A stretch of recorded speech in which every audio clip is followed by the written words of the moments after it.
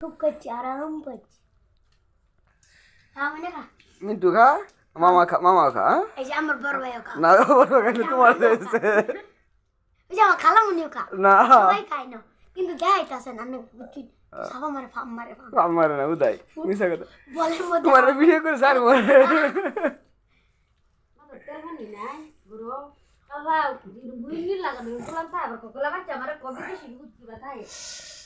গরু তেলহানি নাই রে সাবান নাই আপনি দুজনা গুরু না বলে আপনি দুইটা খালি দিলে বলতে যা ভাত খায় না মাছ বিছাই ভাত তুই দেখছ চাটি আপনি তুই খেলে আছে